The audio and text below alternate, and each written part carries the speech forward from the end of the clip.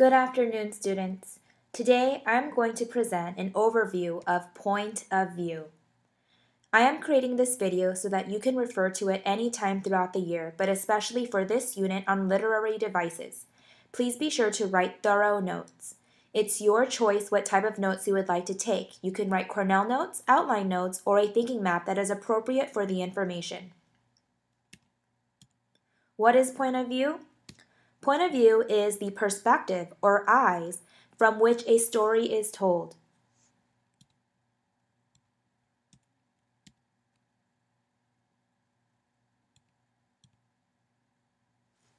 First-person point of view uses the pronouns I or my. If I was the character of the story, it allows me to describe events, other characters, and my own feelings through my eyes. For example, in The Bracelet, Rory tells the story from her own eyes and her voice. Here's an example. It looked the way I felt, sort of empty and lonely and abandoned. As you can see, she's explaining how the garden looked in her own eyes, comparing it to her own feelings, using the words I. In The Gold Cadillac, Lois also does the same thing. She explains the story in her point of view using the word I and my. Here's an example. My father told our Detroit relatives that he was in the doghouse with my mother about buying the Cadillac.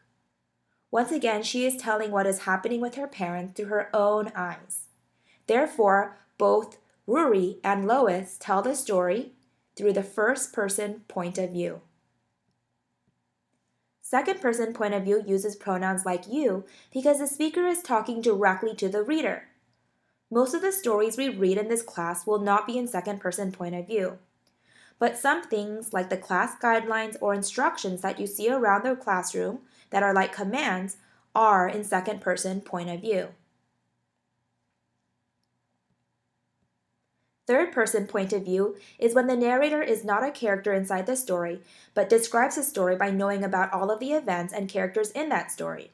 Pronouns like he, she, they are used, or the name of a character is used as well. Most times, the narrator knows how the characters think and feel. For example, in All Summer in a Day, the narrator talks about Margot in the third-person perspective. Therefore, the story is in third-person point of view. For example, this is a quote from the story.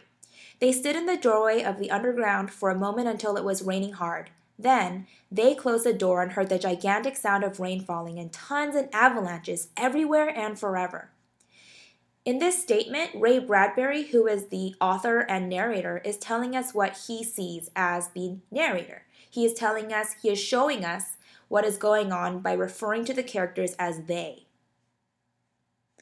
Then, in A Glory Over Everything, the narrator also shows us and tells us the story in third-person point of view. Here's an example. When she crossed the line into the free state of Pennsylvania, the sun was coming up. By using the word she, we know that the narrator is telling us about Harriet Tubman from the narrator's point of view. Therefore, both of these stories are in third-person point of view. Finally, we also learned that sometimes points of view can be subjective or objective. Subjective means the perspective is based on opinion. Objective means the point of view is based on fact. Here are examples. I felt as though I were going to prison, but I hadn't done anything wrong, said Rory. This is her opinion of what it feels like in her eyes to go through the dilemma or the conflict or problem that she is going through. We see it in her own eyes, in Rory's eyes, and she uses the word I, and she's telling us how she feels, which is definitely an opinion. On the other hand, we have objective point of view, which is mostly in informational texts, where they tell us straight facts. For example, Executive Order 9066, issued on February 19, 1942, authorized the exclusion of any or all persons from any areas the military chose. This is a quote from the article that we read on Executive Order 9066. As you can see, it doesn't give us any opinions, it just tells us pure facts, and therefore it's objective. Finally, in The Paperman, the story is told in third-person point of view because the narrator or storyteller knows what is going on with the characters throughout the plot. If the story was in first person point of view, it would be different, especially if the man told the story from his own eyes or if the woman told the story from her eyes. We practiced switching from third to first point of view after watching and discussing The Paper Man last week. Please revisit your notes and look at your work that you did if you need to refresh your memory on point of view. That's it for point of view. Thanks for watching.